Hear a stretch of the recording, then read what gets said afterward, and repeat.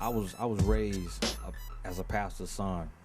Um, Introduced to the church at the age of 6, 7 years old, and raised all my life. I mean, I got to know God as a young man. I remember being like 10 years old, crying out to God, and I just remember feeling a calling over my life. And I just felt like I knew I was going to have a platform. I knew I was going to be great. I just didn't know how I was going to be there.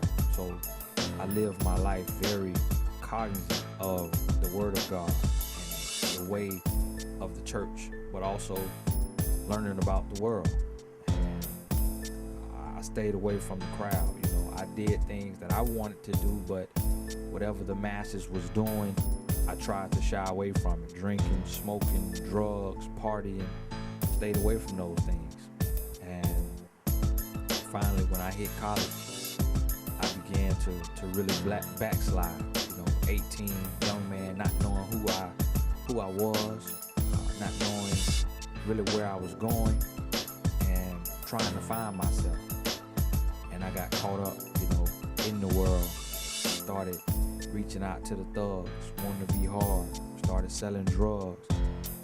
Started back stealing from stores. I had already in high school got in trouble for stealing and went to jail. Spent the night in jail and thought I learned from it. Then when I got on my own, you know, got back into those same type of things. Selling drugs, robbing, stealing from stores, fornicating, just living like the world, living in the way of the world, not doing what God had called me to do. And I didn't understand it then, but now looking back, I realized that when God got a calling on your life, the devil gonna send every temptation and every thought and every distraction that he can, because he wants to steal your purpose. He wants to crush you, and he hopes that when you're on that road, when you're on that on the broad path, that he can get you tripped up, that he can get your vehicle totaled, so that you'll be out of commission and won't be able to come back and do God's work. And that's what he tried to do to me. And from 18 to the age of 23, I was in a backslidden state. You know, tattoos, gold teeth, dreads, just living that lifestyle. And finally, I got out the game, and I called myself getting my life right and doing the right thing. I got married at 23. I had wrote my book already at 22 and published it, but I still wasn't living right. And got married and had a child, had my little baby boy, and I was out of the game. And then just one day, you know, bumped back into a family member, and he was like, you know, cuz got a little work from you. I mean, he know I had been there, and by my own choice, you know, not blaming anybody else.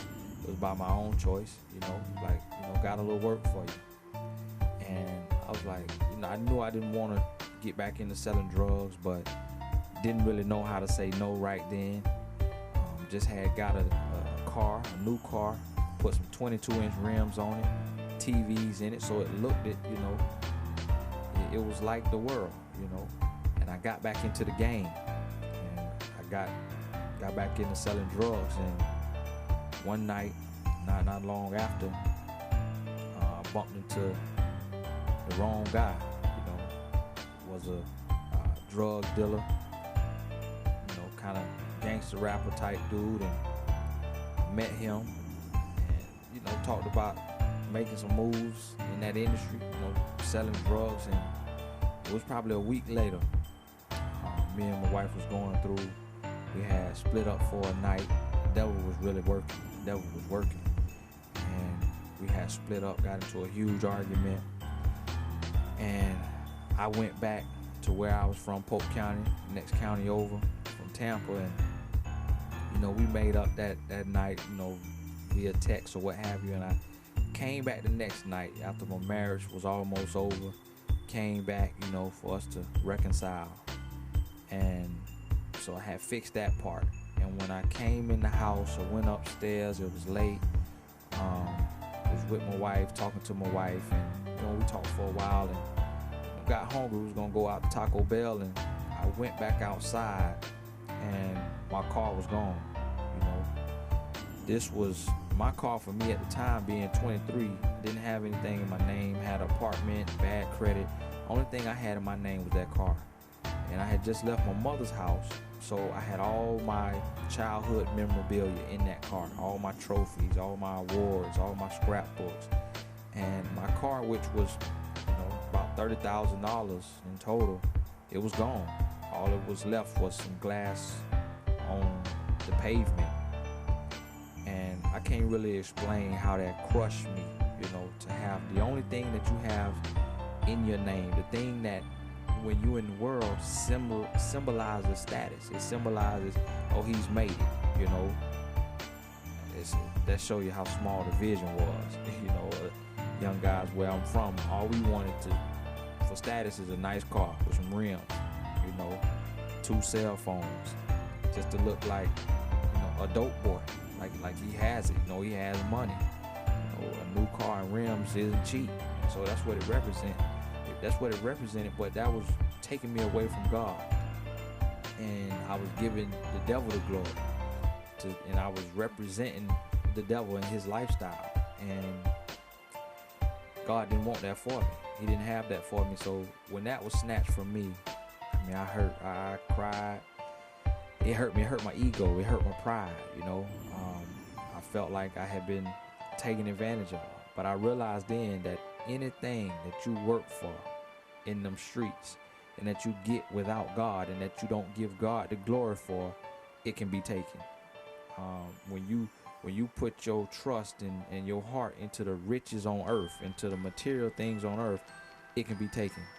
Thieves can break in and steal, And so I learned then that I need to put my treasures in heaven. I need to put my heart in God's hand, and I need to live for him. And at 23 years old, I remember it was June 16, 2007, I rededicated my life. Rededicated my life to Christ, and I said, Lord, I'm never going back out there, because I don't want to build up everything and lose it all. Because after I lost that car, that showed me that, if they looked around, they could have got my pay stubs, or they could have got, my address. They had my wallet and everything. They could have come next if they was bold enough to come and do my car the way they did it. Shot it up, bust out every window, took the rim, took everything out of it. Really sent a message, tried to set it on fire. If they could do that, pour oil all through the seats and everywhere, like send a message. It just wasn't like, we're just gonna take your car and steal your rims and steal your TV screens and leave you like that. No, we're gonna shoot it up. We're gonna pour oil all over it. We're gonna try to set it on fire. They sent a message. And if they can come and do that, then they could have come and say, hey, if he has this much in his car, if his car is worth this much, then what's in his house? We know he's a dope boy. We know he's a drug dealer. We know drug dealers keep stashes. What's in his house?